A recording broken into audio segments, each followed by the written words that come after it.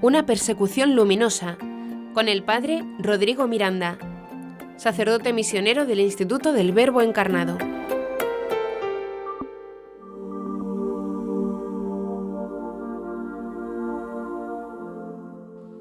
Hola amigos, soy el padre Rodrigo Miranda, misionero del Instituto del Verbo Encarnado.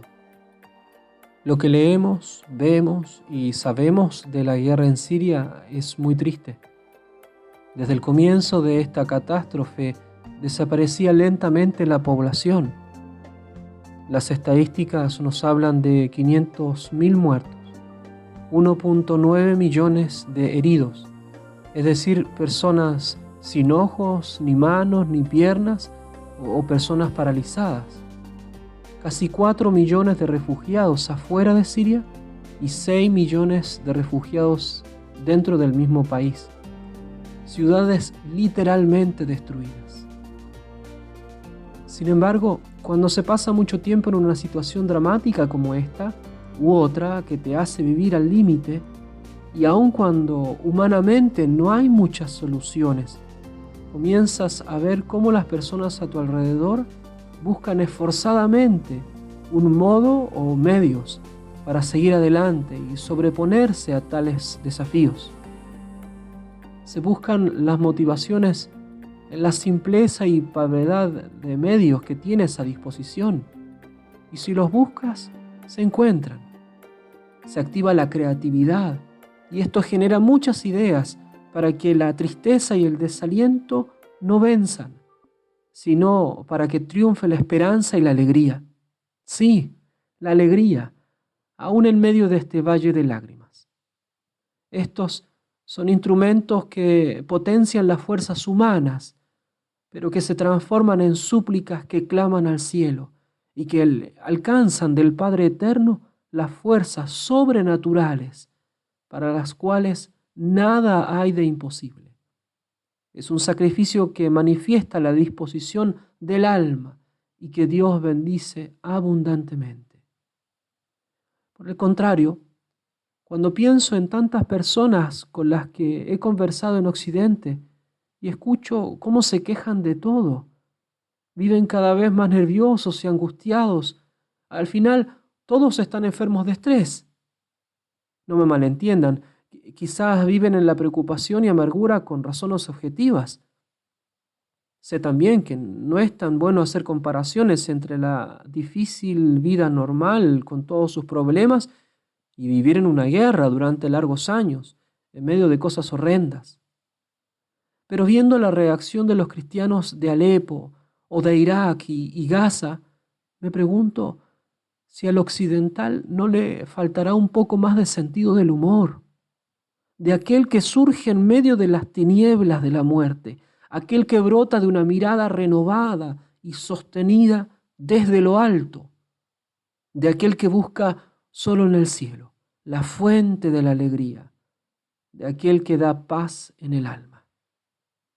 San Francisco de Sales escribía: si hay que huir de un mal, que sea con paz, sin turbarnos. De no hacerlo así, podríamos caernos al huir, dando facilidad al enemigo para matarnos. Si hay que hacer el bien, hagámoslo con paz, pues si nos apresuramos, cometeremos muchas faltas. Hasta la penitencia hay que hacerla con paz. Decía un penitente: mi amargura se me volvió paz.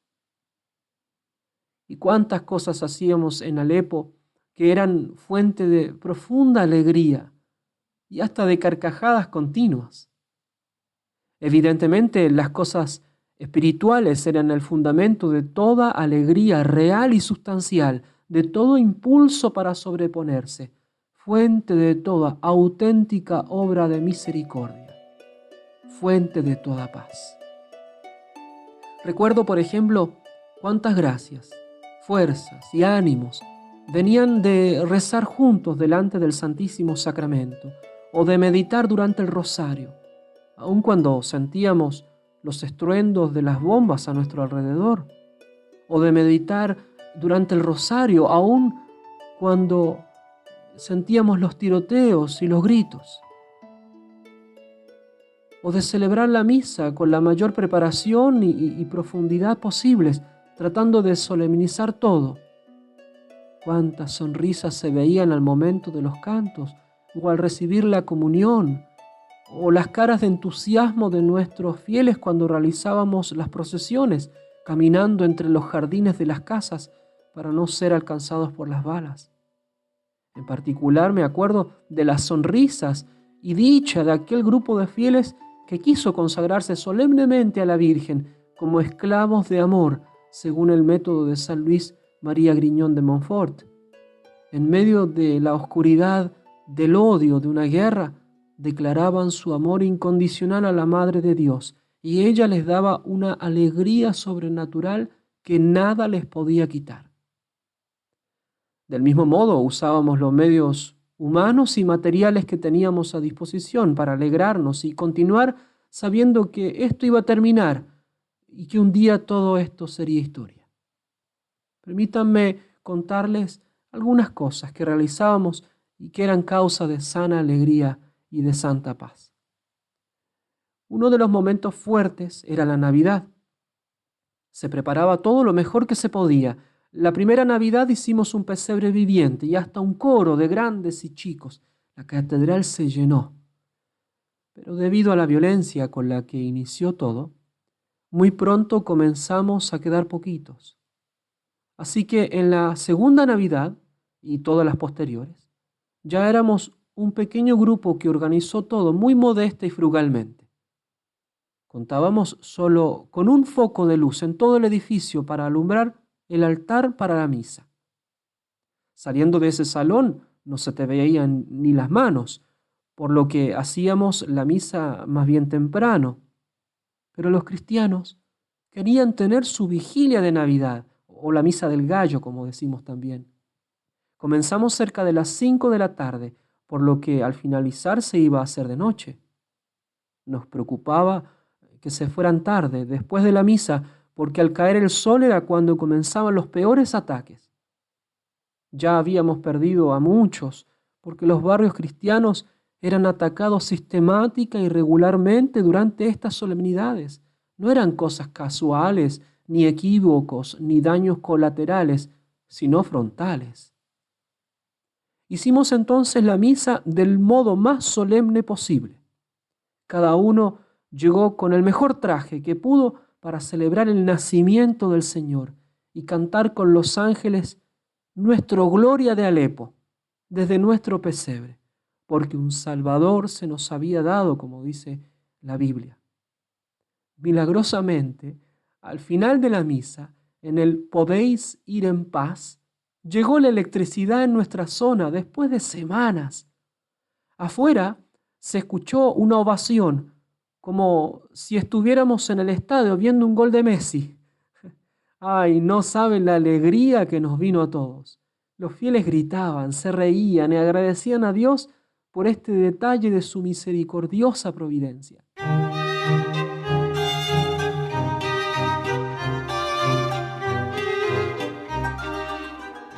Cada familia había traído alguna cosa típica para compartir. Se preparó el café árabe, que se sirve en esas tazas bien chiquitas y que era hasta ahorrativo por el problema de la escasez de agua.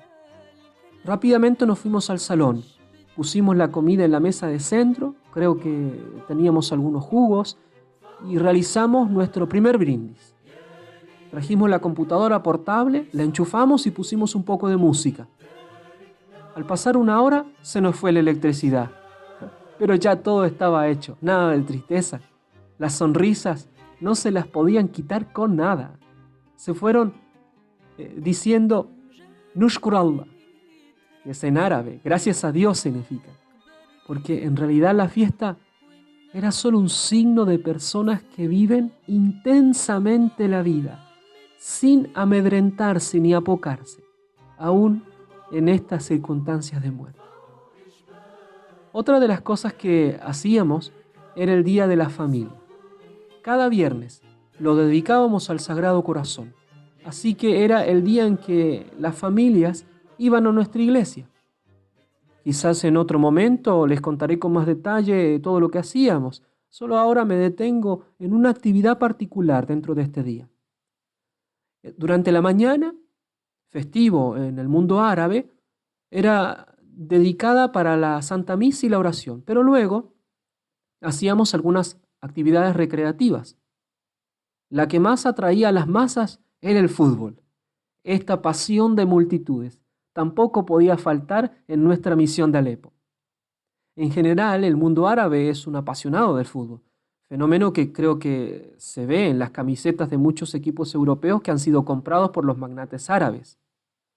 Más allá del negocio, es la pasión de multitudes. De modo que era fácil organizar 2 equipos y lanzarse al deporte. Jugaban todos, chicos y chicas, niños, grandes. La cosa era correr, moverse, alegrarse y meter un gol. Eso sí, se agregaba a esta sana actividad algo de aventura y hasta peligro. Porque muchas veces, por no decir siempre, comenzaban los intensos tiroteos después de la oración musulmana de la mañana del viernes. Debido a la cantidad de víctimas fatales y a la complicación del tráfico, las ambulancias incluso pasaban con los heridos o muertos disparando al aire para abrirse paso.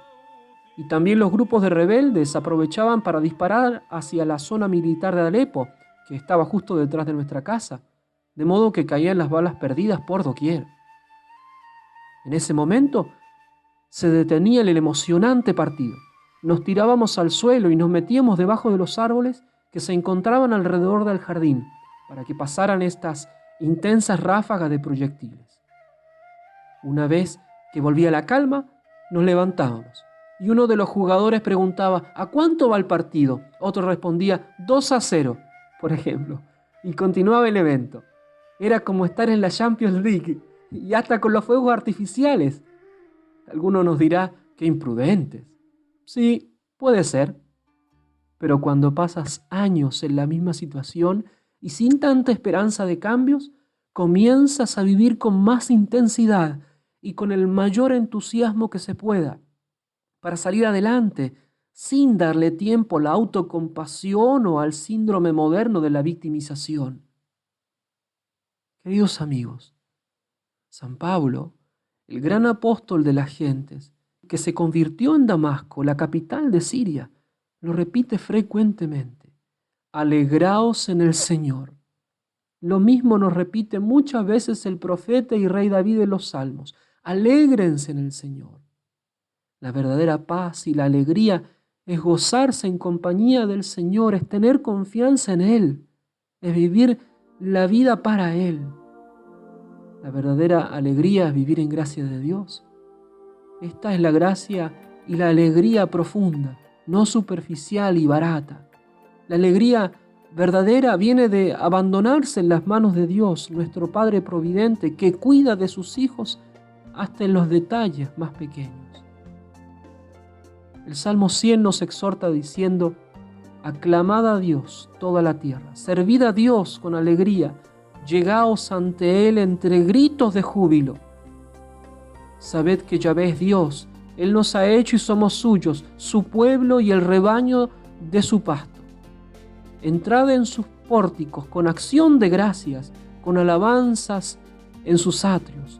Dadle gracias, bendecid su nombre, porque es bueno Dios, para siempre su amor, por todas las edades su lealtad.